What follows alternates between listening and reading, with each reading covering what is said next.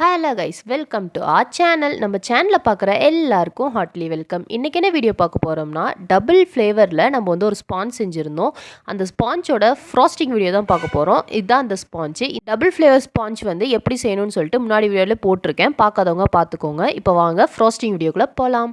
First போர்டில் வந்து க்ரீமை தடவிட்டு ஃபஸ்ட் லேயர் ஸ்பாஞ்ச் வந்து வச்சாச்சு.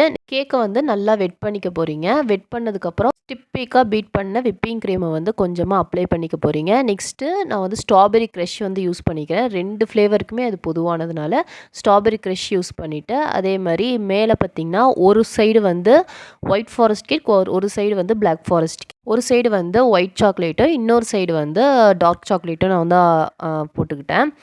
ஒயிட் சாக்லேட்டும் அப்புறம் டார்க் சாக்லேட்டும் வந்து கொஞ்சம் அதிகமாகவே போட்டுக்கிட்டேன். அப்போ தான் டேஸ்ட் வந்து நல்லாயிருக்கும், சாப்பிடும்போது நல்லா டேஸ்ட்டாக இருக்கும்னு சொல்லிட்டு போட்டிருந்தேன். அதுக்கப்புறம் செகண்ட் லேயர் ஸ்பாஞ்ச் வந்து வச்சுட்டு அதே மாதிரி வெட் பண்ணிக்க போகிறோம். கம்மியாக வெட் பண்ணக்கூடாது, அதிகமாக வெட் பண்ணக்கூடாது.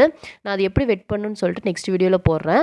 நெக்ஸ்ட்டு வெட் பண்ணதுக்கப்புறம் விப்பிங் க்ரீம், அப்புறம் ஸ்ட்ராபெரி க்ரஷ், அப்புறமேட்டு சாக்லேட், அப்புறமேட்டு கண்டென்ஸ் மில்க் இதெல்லாம் ஊற்றிட்டு நம்ம வந்து ஃபில்லிங்ஸ் கொடுத்து முடிச்சாச்சு. நெக்ஸ்ட்டு தேர்ட் லேயர் ஸ்பாஞ்ச் வந்து மேலே வச்சாச்சு. அதே மாதிரி வெட் பண்ணி எடுத்துக்க போகிறோம்.